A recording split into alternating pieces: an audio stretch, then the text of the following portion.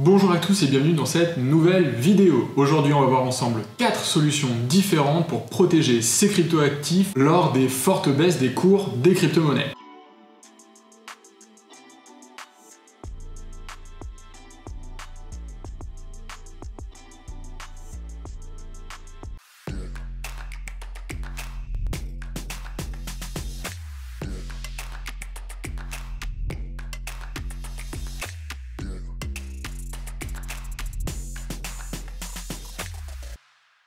Première solution et la plus simple à mettre en place, c'est le DCA ou le Dollar Cost Averaging. Concrètement, qu'est-ce que c'est? Le DCA, en fait, c'est le fait d'acheter, d'investir petit à petit un certain montant de manière récurrente. Ça peut être tous les jours, toutes les semaines, tous les mois, etc., etc.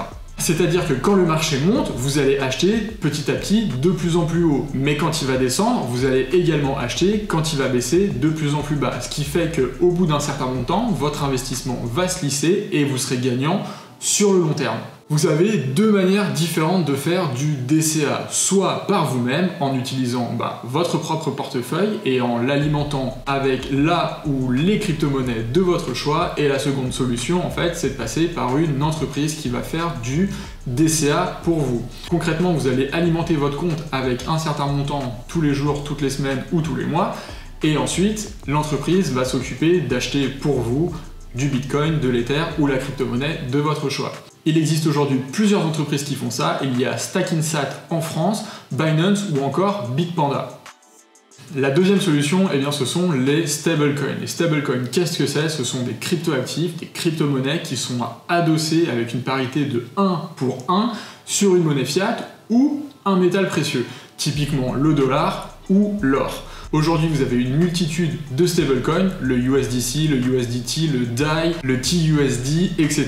Et également des stablecoins adossés sur les métaux précieux, comme le Pax Gold ou le Tether Gold sur l'or. Et donc, l'avantage des stablecoins, ça va être de convertir une partie de vos plus-values ou de vos crypto-monnaies en stablecoins pour pouvoir les réinvestir dans le futur sans passer par les monnaies fiat.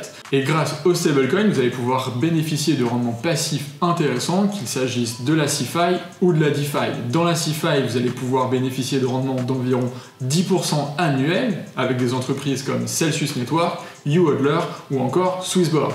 Et dans la DeFi, vous allez pouvoir déposer vous-même vos stablecoins dans les protocoles de votre choix. Vous allez pouvoir faire soit du lending, soit déposer vos tokens dans des pools de liquidités. Et aujourd'hui, dans les acteurs majeurs du rendement passif sur les stablecoins, vous allez retrouver AAV, Compound, SushiSwap ou encore Curve.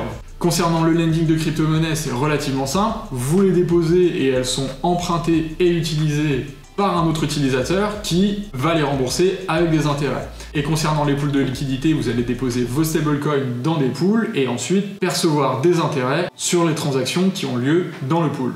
La solution numéro 3, ça va être le stacking et les masternodes. C'est une solution qui est un peu plus alternative et qui va faire appel aux altcoins. Le stacking et les masternodes fonctionnent grâce au Proof of Stake. Contrairement au Proof of Work qui est utilisé par Bitcoin, le Proof of Stake est utilisé par une grande majorité d'altcoins. Aujourd'hui, le stacking et la gestion de masternodes rapportent environ entre 2 et 3% jusqu'à plusieurs dizaines de pourcents par an. Et la finalité, c'est que vous rejoignez un petit peu le DCA dans le sens où si les crypto-monnaies augmentent, votre portefeuille va augmenter, mais si elles baissent, votre portefeuille va continuer à augmenter légèrement puisque vous allez continuer à accumuler des récompenses. La différence entre les masternodes et le stacking, c'est que le stacking, vous allez déposer vos crypto-monnaies sur un protocole et les déléguer à une personne, contrairement au masternode qui va impliquer une gestion un peu plus technique en informatique et qui va vous demander des ressources un peu plus poussées.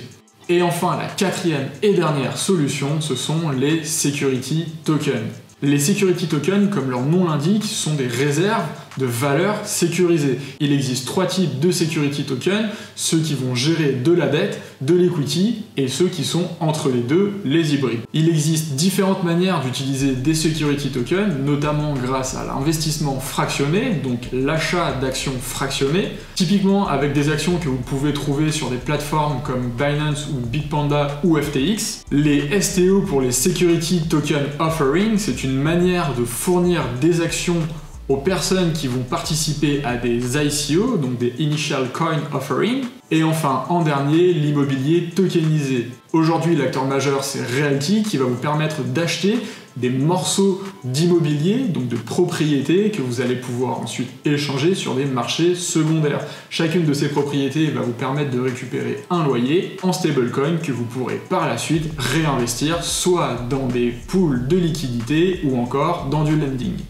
Chacune de ces solutions a ses avantages et ses inconvénients, et c'est à vous de découvrir à un instant T quelle est la meilleure solution pour vos besoins. Si vous avez des questions sur les crypto-monnaies ou l'une des solutions que l'on vous a présentées, n'hésitez pas à les poser dans les commentaires. Vous pouvez également retrouver tous nos guides et nos tutoriels sur www.francecrypto.fr, et d'ici là, prenez soin de vous.